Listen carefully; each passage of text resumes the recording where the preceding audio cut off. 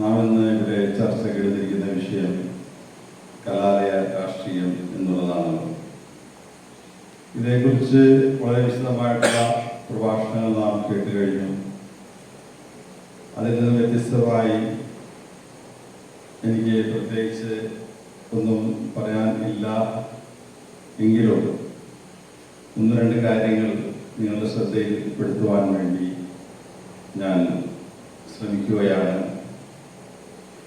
കലാലയ രാഷ്ട്രീയം അത്യന്താപേക്ഷിതമാണ് എന്ന് തന്നെയാണ് എൻ്റെ അഭിപ്രായം. അത് കലാലയത്തിന് പുറത്തുള്ള രാഷ്ട്രീയമല്ല. എന്നാൽ കലാലയം രാഷ്ട്രീയമെന്നത് പാഠ്യവിഷയമാക്കിക്കൊണ്ട് കൃത്യമായ രാഷ്ട്രീയ ബോധം കുട്ടികളിൽ സൃഷ്ടിക്കുക എന്നുള്ളതാണ് കലാലയ രാഷ്ട്രീയം, അല്ലെങ്കിൽ ഞാൻ അതുകൊണ്ട് നിരീക്ഷിക്കുന്നത്. അതേസമയം ഇന്ന് കണ്ടുവരുന്ന കലാലയ രാഷ്ട്രീയം എന്ന് പറയുന്നത് മുതിർന്നവർ കാട്ടിക്കൊടുക്കുന്ന വെറുപ്പിന്റെയും കക്ഷി രാഷ്ട്രീയത്തിന്റെയും ബലിയാടുകളാക്കാൻ വേണ്ടി കുട്ടികളെ ഉപയോഗപ്പെടുത്തുന്നു എന്നുള്ളതിൽ കവിഞ്ഞ് യാതൊരു രാഷ്ട്രീയ ബോധവും രാഷ്ട്രബോധവും അവർക്ക് ഇല്ലാതെയാണ് അവർ ആ പ്രസ്ഥാനത്തിൽ വരുന്നത് എന്നുള്ളതാണ്. അത് ആർക്കും, അധ്യാപകരായിക്കോട്ടെ, അവരുടെ മാതാപിതാക്കളായിക്കോട്ടെ, എല്ലാവരും ഓരോ രാഷ്ട്രീയ പാർട്ടികളുടെ അടിമകളായിക്കൊണ്ട് തന്നെ മുന്നേറുമ്പോൾ കുട്ടികളും അത് ഏറ്റെടുക്കുന്നു എന്നുള്ളതിൽ കവിഞ്ഞ് വേറെ യാതൊന്നും അവിടെ സംഭവിക്കുന്നില്ല. അതേസമയം കുട്ടികളെ കൃത്യമായ രാഷ്ട്രീയ ബോധം അല്ലെങ്കിൽ രാഷ്ട്രബോധം അല്ലെങ്കിൽ രാജ്യസ്നേഹം, യഥാർത്ഥത്തിൽ എന്താണ് രാഷ്ട്രീയം കൊണ്ട് ഉദ്ദേശിക്കുന്നത് എന്ന് കൃത്യമായി പാഠ്യപദ്ധതികളിലൂടെ പഠിപ്പിച്ചു കൊടുത്താൽ അവർ നാളേക്ക് നമ്മുടെ രാജ്യത്തിന് ഒരു മുതൽക്കൂട്ടായി മാറും എന്നുള്ള കാര്യത്തിൽ യാതൊരു സംശയവുമില്ല. പക്ഷെ ഇന്ന് അതല്ല. കുട്ടികൾ പഠിക്കാൻ കലാലയങ്ങളിലേക്ക് എത്തുമ്പോൾ അവരെ രാഷ്ട്രീയവൽക്കരിക്കാൻ കക്ഷികൾ അവിടെ സ്വീകരിക്കാൻ തയ്യാറായി നിൽക്കുന്നു എന്നുള്ളതാണ് ഏറ്റവും നിർഭാഗ്യകരമായിട്ടുള്ള അവസ്ഥ. എന്തിനു വേണ്ടിയാണ് ഈ കുട്ടികൾ ഇപ്പോ അപമന്യയുടെ കഥ ഇവിടെ എല്ലാവരും പറയുണ്ടായി. പാർട്ടികൾക്ക് എന്താണ് ആവശ്യം? രക്തസാക്ഷികളെ ആവശ്യമുണ്ട്. ഇതൊരു ബിസിനസ്സാണ്.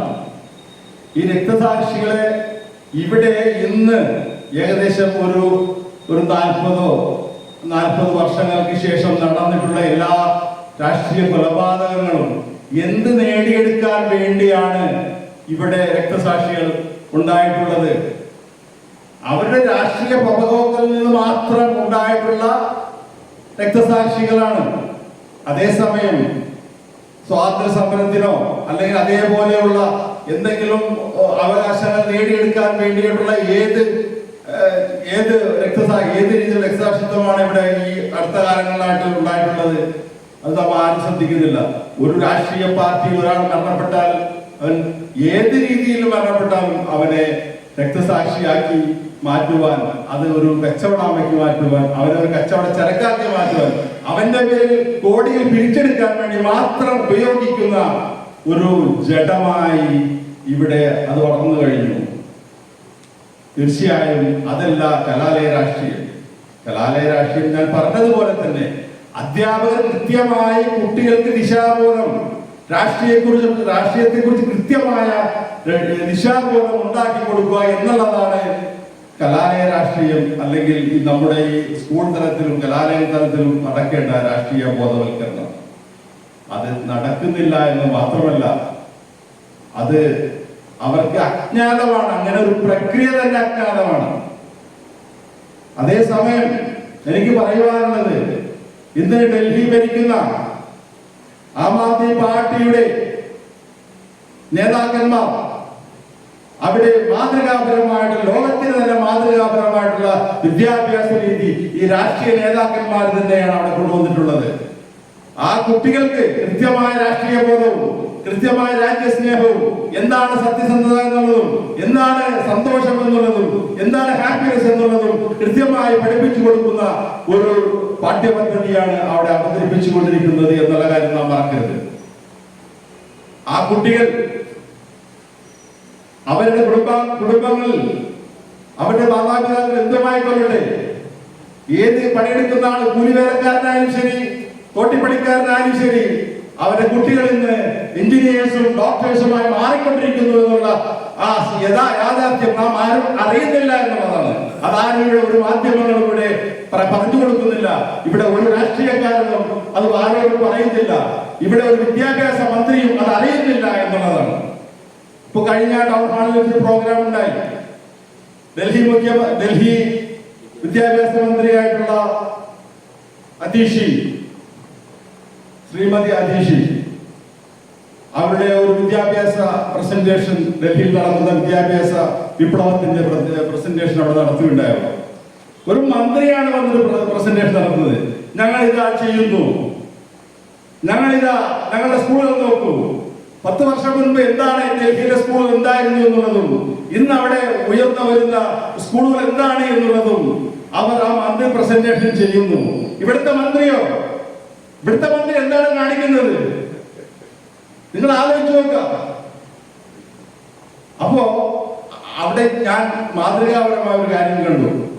ഒരു അധ്യാപകൻ വടക്ക് നിന്ന് മലപ്പുറത്തു നിന്നാണ് ഒരു അധ്യാപകൻ അവിടെ വന്ന് ചോദിച്ചു, ഞങ്ങളൊരു അധ്യാപക സംഘം ഡൽഹിയിലേക്ക് വരട്ടെ, ഞങ്ങൾക്ക് നിങ്ങളുടെ പാഠ്യ പദ്ധതികളും അവിടുത്തെ സംവിധാനങ്ങളും ഒന്ന് കണ്ട് പഠിച്ചാൽ കൊള്ളാമെന്നത്.